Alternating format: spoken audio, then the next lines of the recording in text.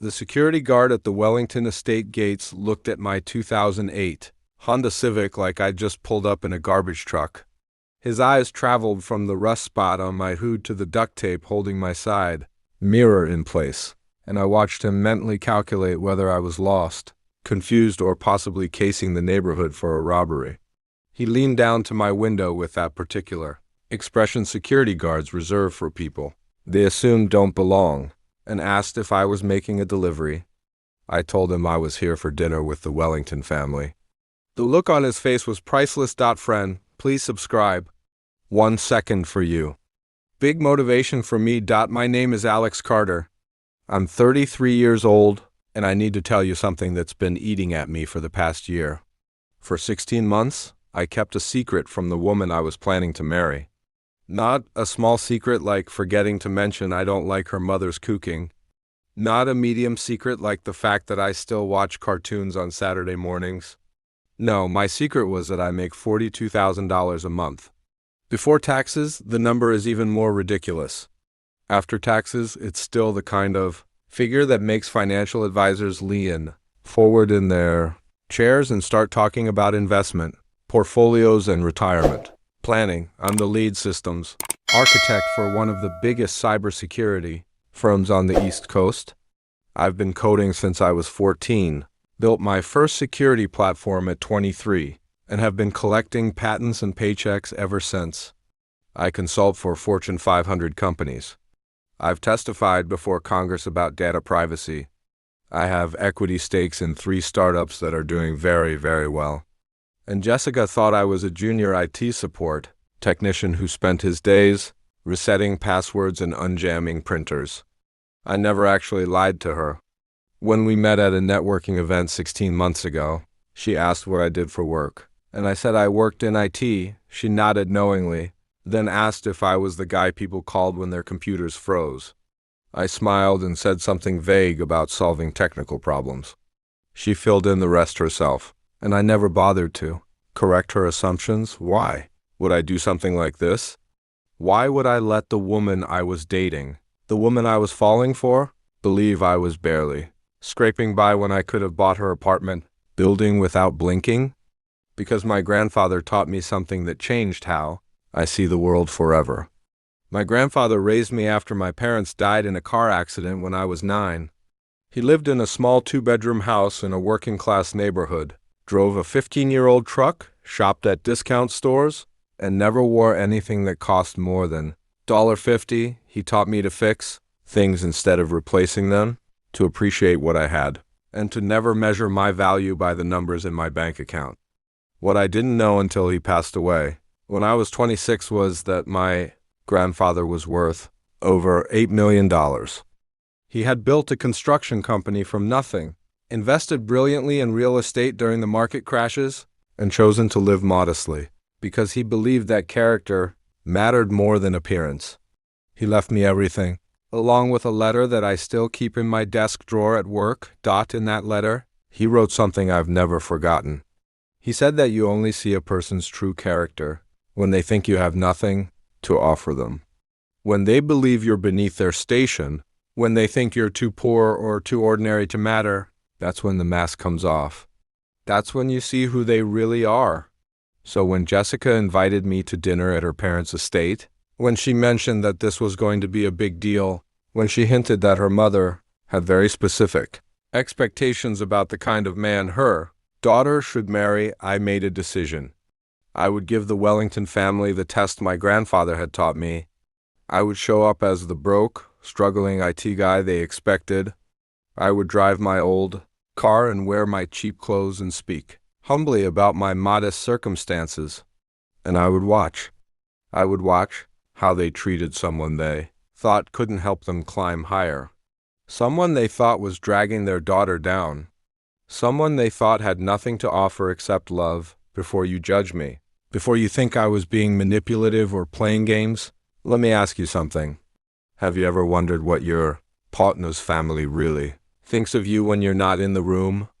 Have you ever had that sick feeling in your gut that the smiles are fake and the kindness is performance?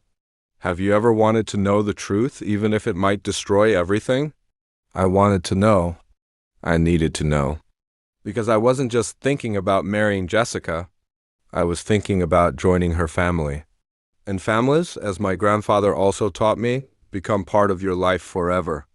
You can divorce a spouse, but you can never quite divorce yourself from their family. The damage they do, the toxicity they spread, it follows you long after the relationship ends. The Wellington estate made my grandfather's philosophy look even wiser. The driveway was longer than some highways I've driven on. The gates were wrought iron with the family, initial worked into the design, because apparently regular gates weren't ostentatious enough. The lawn looked like it had been trimmed with scissors, each blade of grass standing at attention like soldiers awaiting inspection. As I drove my sputtering Civic up that immaculate driveway, leaving a small trail of exhaust that probably violated several environmental regulations, I caught my reflection in the rearview mirror. Cheap haircut from the barber school near my real apartment. Shirt from a discount store, slightly wrinkled because I'd deliberately not ironed it. Shoes that had seen better days, probably around 2015. I looked exactly like someone who didn't belong in a place like this. Perfect. Before I continue, tell from which place are you watching this story right now? Jessica met me at the front steps, and something about her kiss felt different. It felt like she was trying to convince herself of something. Her eyes flickered over my appearance, taking in my rumpled shirt, my scuffed shoes, my complete lack of expensive accessories. I saw something cross her face that I'd never noticed before. Doubt. Not doubt about her feelings, but doubt about her choice. Doubt about whether I was good enough for the life she'd been raised to expect. I filed that observation away in the growing folder of things I was learning about the woman I'd been planning to marry. Inside, the house looked like a museum had mated with a jewelry store and given birth to something profoundly uncomfortable. Crystal chandeliers that probably cost more than a car hung from ceilings so high they had their own weather systems. Paintings covered every wall, though I noticed with my trained eye that they were high-quality reproductions, not originals. The furniture looked expensive and aggressively unusable, chosen by someone who cared more about impressing visitors than actually living in comfort. And there, standing in the entrance hall like a queen granting an audience to a peasant, was Catherine Wellington. She was in her early 60s, with the kind of face that had clearly been maintained by an army of cosmetic professionals. Her blonde hair was styled in a way that suggested it had been professionally arranged that morning and warned, under penalty of death, not to move. Her dress was designer, her jewelry was real, and her smile was faker than a $3 bill. She extended her hand to me like she was bestowing a great honor, and I shook it, feeling the limpness, the dismissal, the complete lack of genuine warmth. She said it was nice to finally meet me, her eyes already scanning my appearance and finding it wanting. Then she turned to Jessica and said something I wasn't supposed to hear, but I have excellent hearing. She said I looked like the guy who had come to fix their pool filter last summer. I smiled like I hadn't heard a thing, and thought to myself that this dinner was going to be even more interesting than I'd anticipated. Let me back up for a second here. If you're enjoying this story so far, I'd really appreciate it if you could hit that like button for me. It helps more than you know, and it tells me you want to hear more stories like this. Also, drop a comment telling me where you're watching from. I love knowing there are people all over the world tuning in. Okay, back to the Wellington family dinner from hell. I had done my research before this dinner. I'm a cybersecurity specialist. Research is what I do. Information is my currency, and I'd spent the past week gathering every piece of data I could find on the Wellington family. Catherine and Robert Wellington owned a regional investment firm that managed money for wealthy clients. Not the ultra-wealthy, not the billionaires, but the comfortable upper class who wanted their money to work harder than they did. Robert had inherited the firm from his father and had spent 30 years maintaining it without really growing it. Catherine had married him at 24 and had immediately set about transforming herself into the kind of society woman who appeared in charity event photos and served on nonprofit boards that mostly served expensive lunches. They had 2 children, Jessica, my fiancée, who was 31 and worked as an event coordinator for a high-end catering company, and Brandon, the older brother, who was 35 and worked at the family firm in some vague capacity that my research suggested, mostly involved having lunch with clients and playing golf. I'd found all of this through public records, LinkedIn profiles, and some basic digital investigation. That would have taken me about 20 minutes on a slow day. I'd seen photos of country club events, society galas, and charity fundraisers.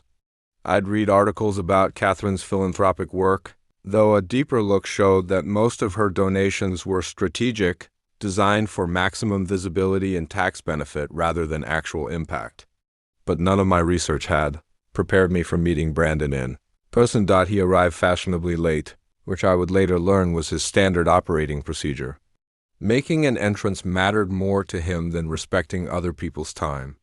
He strolled into the living room wearing a suit that probably cost more than my monthly rent on the apartment Jessica thought I lived in, with a watch that could have fed a family for a year gleaming on his wrist. His greeting to me was a handshake that lasted exactly 1.5 seconds and an assessment that took even less time. He looked at me the way you might look at something unpleasant you'd stepped in, quickly and with barely concealed disgust. Then he turned to his father and started a conversation that deliberately excluded me, talking about market trends and investment strategies with the confidence of someone who'd never had an original thought about money in his entire life. Jessica stood next to me, her hand in mine, but I noticed she wasn't defending me. She wasn't redirecting the conversation to include me. She wasn't doing anything except standing there looking uncomfortable. That was the second thing I filed away. Robert Wellington was different from his wife and son. He was a large man who'd probably been athletic in his youth but had since made peace with middle age and its comforts. His handshake was firm but perfunctory, the greeting of a man who'd learned to be polite to everyone because you never knew who might have money to invest. His eyes were sharp, though, and I caught him watching me with an expression I couldn't quite read. Not hostility exactly. More like curiosity, like he was trying to figure out what his daughter saw in me. There was one more person at this dinner, someone I hadn't expected. An older gentleman named Thomas Ashford, introduced as a longtime family friend and business associate. He was in his late 60s with silver hair and the kind of sharp, intelligent eyes that suggested he missed very little. When he shook my hand, he held my gaze for a moment longer than necessary, and I saw something there. Recognition maybe, or confusion, like he was trying to place me from somewhere.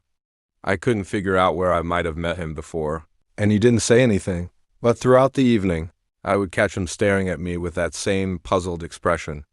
Catherine led us into the dining room, which looked like someone had been given an unlimited budget and instructions to make every single choice as pretentious as possible. The table was long enough to host a medieval banquet. The chairs looked like they belonged in a palace, and the place settings included enough silverware to perform surgery. I counted 6 forks at my place setting, 6 forks for one meal. I've debugged code with fewer variables. Catherine noticed me looking at all the silverware and smiled that frozen smile of hers. She said she supposed I wasn't used to formal dining, her voice dripping with false sympathy. I said my grandfather had taught me that the quality of a meal had nothing to do with the number of forks on the table. Catherine's smile tightened by about 0.5 millimeter. Brandon snorted into his wine glass. Then dinner began. The first course was some kind of soup that I couldn't identify, but that probably cost more per bowl than I supposedly made in a day. Catherine used this opportunity to begin what I would later think of as the interrogation. She asked where I grew up. I told her a small town in Pennsylvania, which was true. She asked about my family. I mentioned that my grandfather had raised me after my parents died. She made a sound that was probably supposed to be sympathetic, but came out sounding like a cat, coughing up a hairball. She said how difficult that must have been, growing up without proper advantages. I said my grandfather gave me every advantage I needed. He taught me the value of hard work, integrity, and treating people with respect regardless of their bank balance. Brandon leaned forward, his expensive watch catching the light. He asked what my grandfather did for a living. I said he was in construction. Brandon's eyebrows rose slightly, and he exchanged a glance with his mother. He asked if I meant he was a contractor or more like a construction worker. The distinction was deliberate. The implication was clear. I said my grandfather built things and left it at that. The truth, of course, was that my grandfather had built a multi-million-dollar construction company from nothing. But that wasn't the kind of truth that would serve my purpose tonight. Catherine moved on to her next target. She asked about my current position. I said I worked in IT. She asked if I fixed computers. I said I solved technical problems. Catherine nodded like this confirmed everything she'd already decided about me.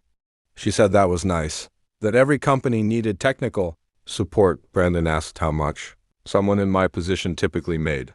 It was one of the rudest questions you could ask at a dinner table, but he asked it casually like he was asking about the weather. Jessica tensed beside me, finally showing some sign of discomfort with how this evening was going. I said I did okay, that I managed to pay my bills and save a little. Brandon smiled. He said he was glad I was financially responsible, that it was important for a man to be able to support himself even if he couldn't support much else. The implication hung in the air like smoke. I wasn't good enough to support Jessica in the manner she deserved. And that's when Catherine decided to bring up Miranda. The name landed in the conversation like a grenade, rolling across the dinner table. Catherine said it so casually, like she was mentioning the weather or complimenting the soup. She said she'd run into Miranda at the club last week, that Miranda was doing wonderfully, that her family's business was thriving. I watched Jessica's face carefully. Something flickered there, quickly suppressed. Guilt, anxiety, it vanished before I could identify it properly. Catherine picked up the thread eagerly, like she'd been waiting all evening for this opportunity. She said Miranda had always been such a lovely girl, so accomplished, so well suited to their family's lifestyle. She had dated Brandon for 4 years. Did I know that? I said I didn't. Catherine's smile grew wider. She said it was such a shame when they'd parted ways, that everyone had expected them to marry. Miranda's family owned a private equity firm that would have been such a perfect complement to Wellington Investments. The implication was crystal clear. Miranda had been the right choice. I was not. I looked around the dining room and noticed, for the first time, that there were photographs arranged on the sideboard behind me. I turned slightly in my chair and saw a collection of family moments. Holidays, graduations, celebrations. And in at least 3 of those photographs, a striking woman with auburn hair stood next to Brandon, her arm linked through his. Her smile, confident and bright. Miranda, Catherine, followed my gaze and said nothing. But I could feel her satisfaction radiating across the table like heat from a furnace. Brandon twisted the knife a little deeper. He said Miranda was still single, actually, which was surprising given how many men would love to be with her. Almost like she was waiting for something. Or someone. I turned back to my soup and said she sounded like a remarkable woman. This was clearly not the response Brandon had expected. He blinked, momentarily thrown off balance. Catherine recovered faster. She said yes, Miranda was remarkable. And then, with all the subtlety of a sledgehammer, she added that she hoped I didn't feel too intimidated being around people who came from more established backgrounds. I asked what she meant by established. Catherine's smile showed teeth. She said she understood that not everyone was born into certain circumstances, that some people had to work regular jobs and live regular lives, that there was dignity in being ordinary. She had called me ordinary. I felt something shift inside me, something cold and calculating clicking into place. But I kept my expression neutral, maybe even a little embarrassed, like her words had hit their mark. I had come here to learn the truth about these people, and the truth was becoming abundantly clear. Robert cleared his throat and tried to change the subject. Bless him. He asked what I liked to do outside of work. I said I enjoyed hiking, reading, working on my car. Brandon laughed and said that was practical, that it was good I knew how to fix my own car since I probably couldn't afford a mechanic. Jessica finally spoke up. She told Brandon to stop being rude. Brandon looked genuinely confused, like he couldn't understand what he'd said that was rude. He said he was just making conversation, that there was nothing wrong with being practical and frugal. When you had to be, Thomas, the family friend, spoke for the first time since we'd sat down. He said he thought there was something to be said for knowing how to fix things yourself, that his own father had taught him basic mechanics, and it was one of the most valuable lessons he'd ever learned. Catherine shot him a look that could have frozen lava. Thomas ignored her and continued looking at me with that strange, searching expression. He asked where in Pennsylvania I'd grown up. I named the town. Thomas's eyebrows rose slightly. He asked if I'd known a man named Robert Carter who'd run a construction company there. I felt my heart skip a beat. Thomas had known my grandfather. I said, yes, that was my grandfather. Thomas sat back in his chair, and I watched understanding dawn across his face. He said he'd done business with my grandfather years ago, that Robert Carter was one of the sharpest businessmen he'd ever met. Catherine's fork clattered against her plate. Brandon stopped mid-sip of his wine. Jessica turned to look at me with confusion written across her face. Thomas continued, apparently enjoying the bomb he'd just dropped into the middle of dinner. He said my grandfather had built one of the most successful construction companies in the region, that he'd known exactly when to expand and when to consolidate, that he'd sold the business for a fortune and invested the proceeds brilliantly. He said Robert Carter had been worth millions when he passed away. The silence that fell over the table was deafening. I could see the wheels turning in Catherine's head, trying to reconcile what Thomas was saying with the broke IT guy sitting at her table. I said my grandfather had done well for himself, that he'd been very successful. Jessica asked why I'd never mentioned this. I said she'd never asked about my grandfather's business, only what he'd done. I'd said he was in construction. That was true. I just hadn't elaborated. Catherine had recovered some of her composure, but I could see the calculation happening behind her eyes. She asked if I had inherited anything from my grandfather. I said I had. She asked how much. It was just as rude as Brandon's question about my salary, but she asked it with that same casual entitlement, like my financial details were her business simply because she wanted to know. I said enough to be comfortable. Brandon leaned forward. He said if my grandfather was so successful, why was I working as a tech support guy making barely enough to get by? It was the question I'd been waiting for all evening. I said I'd never told anyone I was making barely enough to get by. I said I worked in IT, which was true. I said I solved technical problems, which was also true. I said I lived modestly, which was absolutely true. I said I'd never claimed to be broke. I'd simply never corrected anyone's assumptions about my financial situation. The table had gone completely silent. Every eye was on me.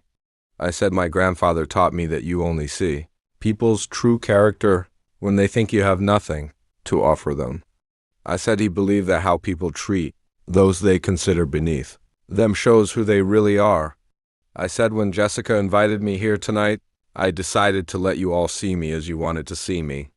As someone simple, someone ordinary, someone you could dismiss and look down on. The words hung in the air like smoke. Catherine's face had gone pale. Brandon looked like he'd been slapped. Jessica was staring at me with an expression I couldn't quite read. Horror, maybe, or recognition. Thomas was smiling into his wine glass, clearly enjoying the show. I said what I'd discovered tonight was enlightening. I described the barely concealed contempt from the moment I arrived. I described being compared to the pool repair guy. I described the interrogation disguised as dinner conversation. I described the subtle and not-so-subtle suggestions that I wasn't good enough for their daughter. Brandon found his voice first. He said if I had money, why was I driving that piece of junk car and dressing like I shopped at a thrift store? I said because I wanted to see who you really were. I said I wanted to know if the Wellington family would treat me with basic human dignity when you thought I had nothing to offer. I said you failed that test spectacularly. Catherine stood up, her chair scraping loudly against the floor. She said this was outrageous, that I had deliberately deceived them.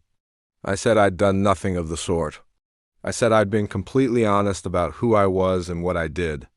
I just allowed you to make assumptions based on your own prejudices and snobbery. Robert was watching. All of this with an expression I couldn't quite read. Finally, he spoke. He asked what I actually did for a living. I told him the truth. I said I was the lead systems architect at one of the largest cybersecurity firms on the East Coast. I said I built security platforms for Fortune 500 companies. I said I held multiple patents. I said I'd testified before Congress. I said I made more in a month than most people made in a year.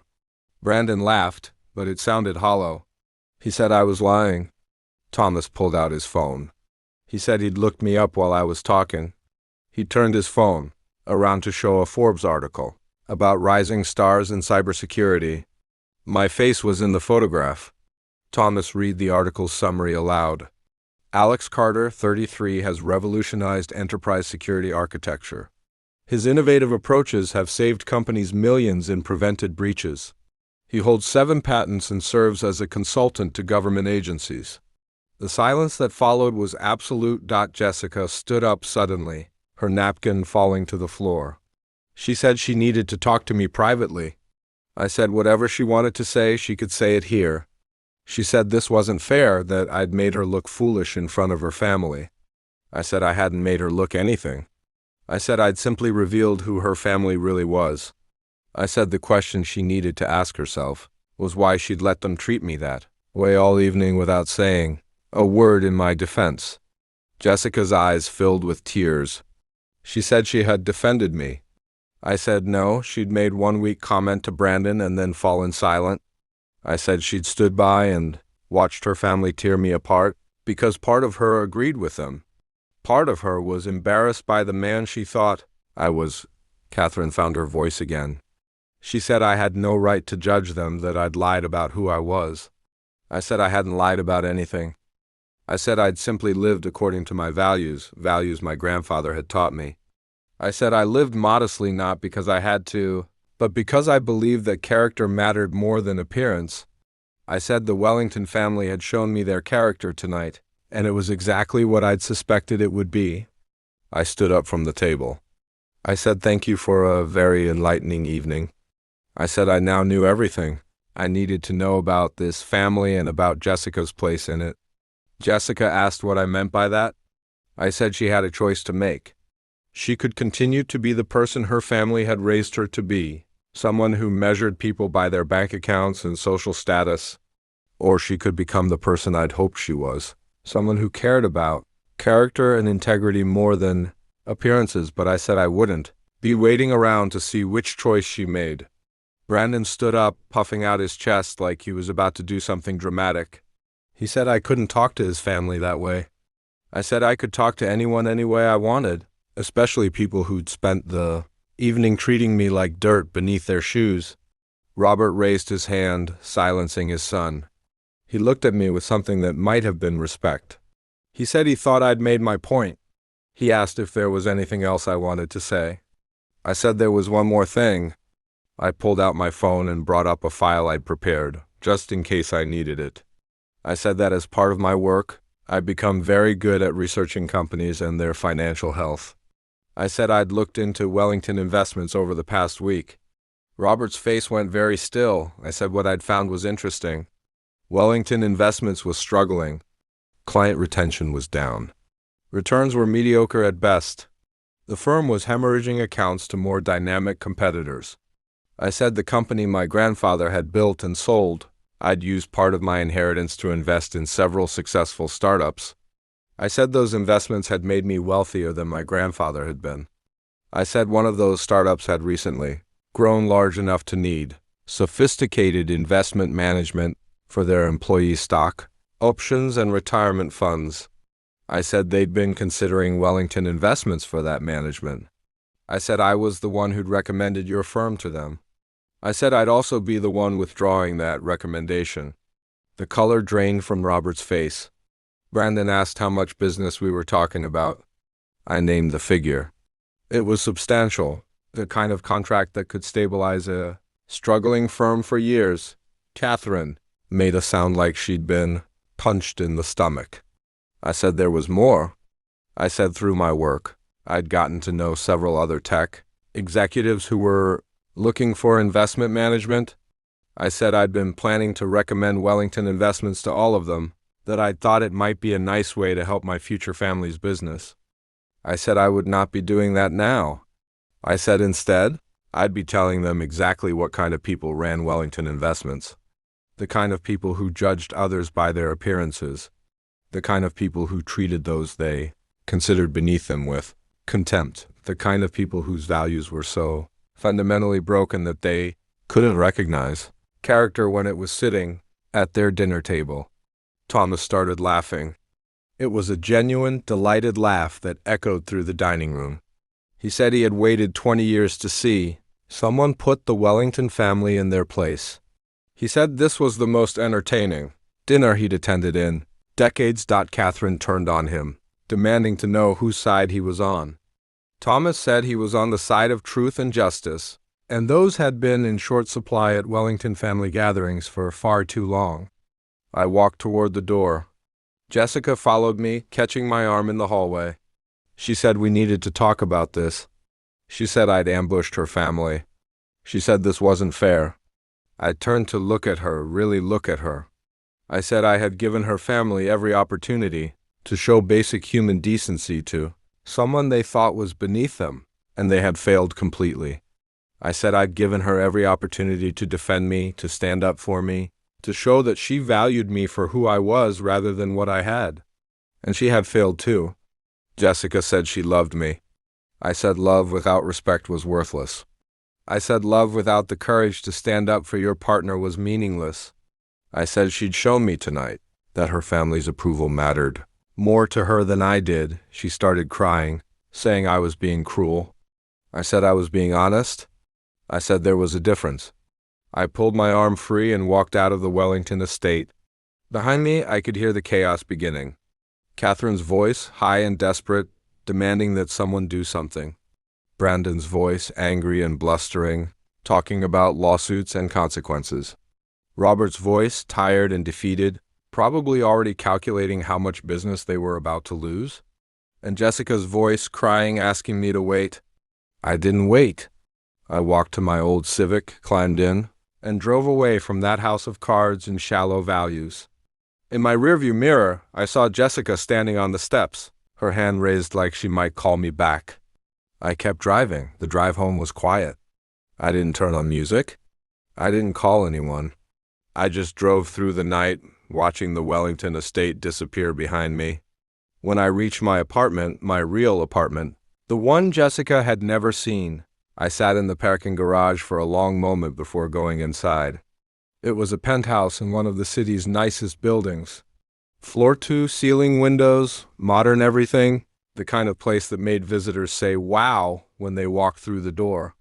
My grandfather's money, wisely invested and carefully grown, had bought me this place. But more importantly, his values had taught me that this place didn't define me. What defined me was how I treated people, how I conducted myself, what I stood for when it would have been easier to compromise. I made myself a drink and stood by the windows, looking out at the city lights. I thought about Jessica and whether I'd been too harsh. I thought about the Wellington family and whether they would ever understand what they'd revealed about themselves. I thought about my grandfather and whether he'd approve of what I'd done. The next morning, my phone started buzzing before I was fully awake. Text messages, voicemails, emails, all from Jessica. She needed to see me. She needed to explain. She needed me to understand. She needed me to forgive her family. She needed me to give her another chance. I read through them all, but I didn't respond. By mid-morning, there were messages from other numbers. Catherine, apologizing for any misunderstanding, suggesting we'd gotten off on the wrong foot. Robert, asking if we could have a business conversation, man to man. Brandon, attempting to explain that he'd just been looking out for his sister. Even Thomas sent a message. His just said congratulations on a masterclass in exposing hypocrisy. That one made me smile. I responded to none of them. A week later, I was sitting in my office when my assistant told me someone was here to see me. No appointment? She said it was urgent. She said it was Jessica. I told my assistant to send her in. Jessica walked into my office and stopped dead, looking around. She saw the view. She saw the leather furniture. She saw the awards on my wall, the framed patents, the photographs of me with tech industry leaders and government officials. She saw the life I'd been living the whole time we were together. She said she had no idea. I said that was the point? She said she came to apologize. She said her family felt terrible about how they'd treated me. I said her family felt terrible about losing business opportunities. There was a difference. She said that wasn't fair, that they genuinely regretted their behavior. I asked if they would have regretted it if I'd actually been a struggling IT technician, if I'd actually been barely scraping by, if I'd actually been the person they thought I was. Would they have apologized then? Or would they have just been relieved when I disappeared from Jessica's life? She didn't answer. She couldn't answer, because we both knew the truth. I said the Wellington family didn't regret treating me badly. They regretted that treating me badly had consequences. Those were two entirely different things. Jessica sat down uninvited in one of my office chairs. She said she loved me. She said she wanted to make this work. She said she would stand up to her family from now on. I said it was too late. I said I'd learned everything I needed to know about her and her family. I said the test my grandfather had taught me revealed the truth, and the truth was that the Wellington family were exactly who I'd suspected they were. Shallow, status-obsessed people who measured human worth in dollars and social connections. Jessica said I wasn't being fair, that everyone had their flaws. I said there was a difference between having flaws and having fundamentally broken values. I said the Wellington family had shown me their values, and those values were incompatible with mine. She asked what she could do to change my mind. I said there was nothing. I said the relationship was over. I said I wished her well, but I couldn't be with someone who'd stood by and watched her family tear me apart. She started crying, asking me to please give her another chance. I said I'd given her multiple chances throughout that dinner to show who she really was, and she'd shown me. That was enough. After Jessica left, I sat at my desk for a long time, looking out at the city. My assistant came in to ask if I was okay. I said I was fine. She said I didn't look fine. I said sometimes doing the right thing doesn't feel good, but it's still the right thing. She nodded and left me alone. 3 weeks after that dinner, I received a message from Thomas Ashford. He said he had a business proposition for me. He said he was starting a new investment fund focused on tech startups, and he wanted someone with my connections and insight to help him identify promising opportunities. He said he was done working with the Wellingtons, that their firm was circling the drain, and he wanted no part of it. I met him for coffee. We talked for 2 hours about investing, about values, about the importance of character in business partnerships. By the end of that meeting, I'd agreed to become a partner in his new fund. That was 6 months ago. The fund is doing extremely well. We've invested in 3 startups that are already showing impressive growth. More importantly, we've built a reputation for integrity, for treating entrepreneurs with respect regardless of their backgrounds or credentials. Thomas told me last week that I reminded him of my grandfather. He said Robert Carter would have been proud of the man I'd become. I said I hoped so. The Wellington family's firm continued its decline. Robert reached out to me twice more, asking if we could discuss business opportunities. I declined both times. Word spread in the tech community about what had happened at that dinner. Several executives I knew had asked me about it, and I'd told them the truth. The reputation of Wellington Investments took a significant hit. I heard through mutual acquaintances that Brandon had to take a substantial pay cut to keep the firm afloat, that Catherine had resigned from several charity boards because she could no longer afford the expected donations, that the family had to sell one of their properties. I felt no satisfaction in their struggles. I felt no joy in their downfall. I just felt a quiet certainty that consequences matter, that actions have repercussions, That treating people poorly because you think they can't hurt you is a fundamentally flawed strategy. Jessica tried to contact me several more times over those months. Each message was progressively more desperate. She'd broken with her family. She'd realized what she'd lost. She'd changed. She wanted me back. I never responded. Some bridges, once burned, should stay ash. 1 year after that dinner, I was hiking in the mountains where my grandfather used to take me as a kid. It was a beautiful fall day, the leaves turning gold and red, the air crisp and clean. I'd brought his letter with me, the one he'd left me when he died. I read it again, sitting on a rock overlooking the valley. He wrote about character and integrity. He wrote about treating people with respect. He wrote about the importance of living according to your values even when it's difficult. He wrote about the test he'd taught me, about revealing people's true nature by letting them think you had nothing to offer. He wrote that some people would pass that test and some would fail, but that the test itself was always worth conducting. Because knowing the truth, even when it hurt, was better than living a lie. I folded the letter carefully and put it back in my pocket. I thought about Jessica and whether I'd been too harsh. I thought about the Wellington family and whether they'd learned anything from what happened. I thought about my grandfather and whether I'd honored his legacy. The wind blew through the trees, carrying the scent of pine and autumn leaves. A hawk circled overhead, riding the thermals. The world kept turning. Indifferent to human drama. I stood up and continued hiking. The trail ahead was long, but I had good boots and clear weather. Sometimes that's all you need. 6 months after that hike, I met someone new. Her name was Claire, and she was a software engineer at one of the startups Thomas and I had invested in. She was brilliant, funny, and completely unimpressed by money or status. On our third date, I told her about what had happened with Jessica and the Wellington family. I told her about the test my grandfather had taught me. I told her I'd been thinking about doing it again, about showing up to meet her family, in my old car and cheap clothes to see how they'd treat me. Claire laughed and said that wouldn't work with her family.